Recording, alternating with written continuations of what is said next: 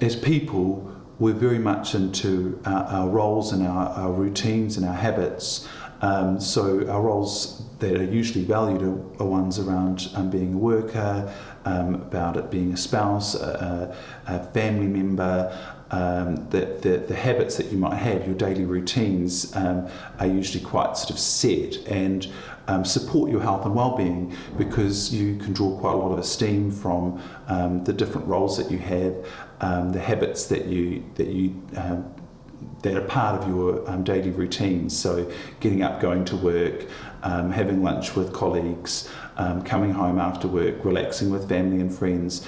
Those things are stripped away from you when you're homeless. Going to work, I used to do warehouse security, which is really, really fun. You know, you go to work, you come back, you put the kids to bed, reading books, you know, just have barbecues in the back garden. You enjoy going to work because, you know, when you come back, it's providing for the family, for the future, present, however you want to look at it.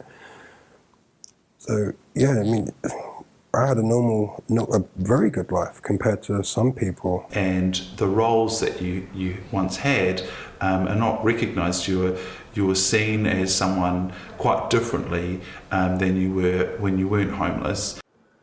Or that look. It's that look that nobody understands until you actually get it. When somebody walks back and they look at you like they've just scraped you off the bottom of the shoe. It's really what it's like. It's really what it's like. It's just it's disdainful. It's contemptuous. It's as if you don't have the right. You don't have the right to be in front of them. You know, it's just the attitude, the manner that you get from certain types of people. And then when people used to look down on you, they used to sort of you're one of them. You're no good in society, and then they spat in your face and nicked your stuff and everything else. But then you do get the nice people that do help the people in them sort of situations, and they understand your situation, and they do talk to you, sit down with you, have a chat, you know, take a bit of their time, and that's nice, because not many people do that these days because of how they look at us. Your routines are also quite challenging because a lot of the time is spent just thinking about you know, your next meal, how you're going to find some accommodation, and so much time and energy is taken up with just the bare essentials of survival. Keeping warm, being fed, trying to get out of the rain and the wind, because you don't have anywhere to go, so when you're freezing cold and you're wet, it gets even worse.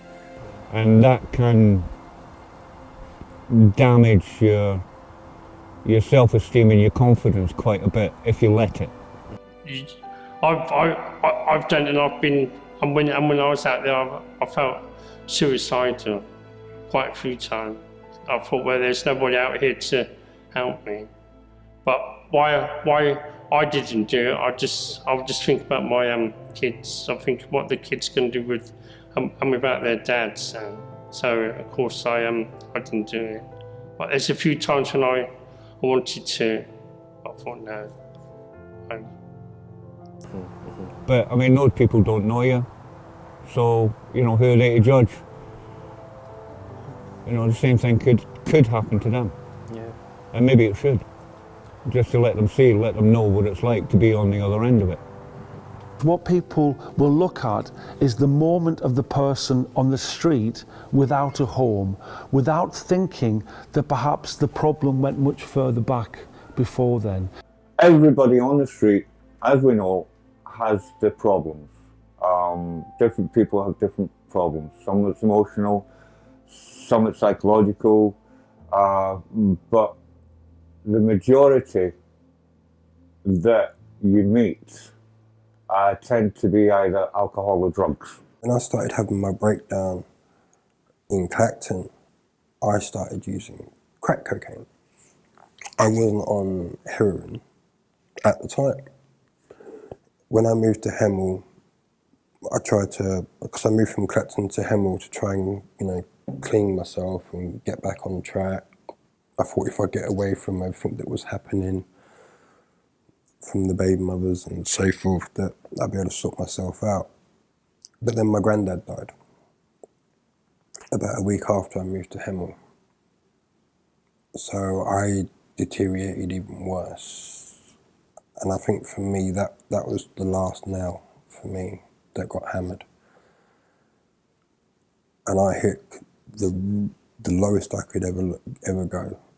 And then that's when I started hitting onto heroin as well.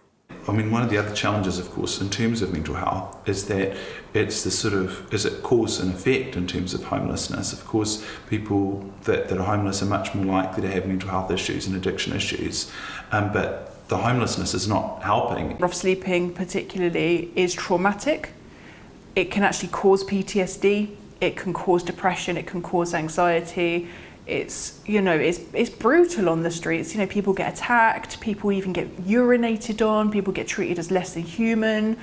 You know, it's a very, very traumatic thing, and it's traumatic not knowing where your next meal's coming from or where you're going to sleep that night. So even if you didn't have any mental health problems going onto the streets, actually, you know, coming off the streets, it's likely that you're going to need some mental health support. But there's also the fact that a significant amount of people do lose their properties because of mental health problems, meaning that they struggle to maintain a tenancy in the first place. So it's kind of, yeah, it's a real tricky situation all round. Then also it's tricky to work with, so it's tricky to get someone referred into mental health teams if they are currently substance misusing. So it's difficult for the mental health teams to know what symptoms come from the drug use and what symptoms come from the actual mental health issues. So quite often they'll say, well, you need to deal with your addiction issues first before we can work with you. There's also the fact that, you know, if you don't have an address, where's your appointment letter going to get sent to? So there's so many barriers to actually help, you know, getting help for your mental health while you're currently on the streets.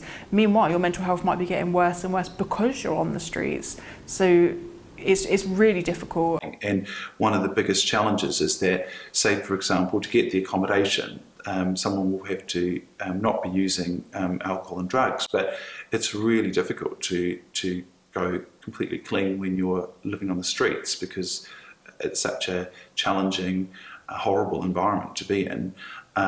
That's often one of the ways in which people manage. So it becomes this vicious cycle.